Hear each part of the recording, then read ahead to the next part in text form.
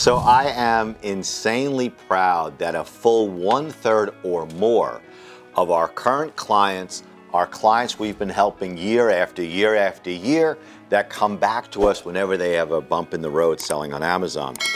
And in this case, it's a client of ours who I met at a very small trade show outside of Chicago. I'm not going to tell you his name, but the initials are SS. And SS, if you're watching, make sure you like and share this video. So in any event, received a 72-hour notice for a drop shipping issue where the goods were sourced from Home Depot. Now, normally these cases are very, very difficult to win, and we won this case at the first swing at the plate by showing that, number one, the product was entirely genuine. Number two, the customer, Amazon's customer, received exactly what she expected. And number three, that if a refund was necessary, that's exactly what the consumer would receive, a full 100% refund, and they could even keep the product for free if that's what they want to do.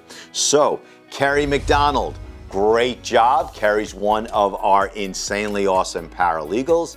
To our client SS, congratulations on your account being reactivated.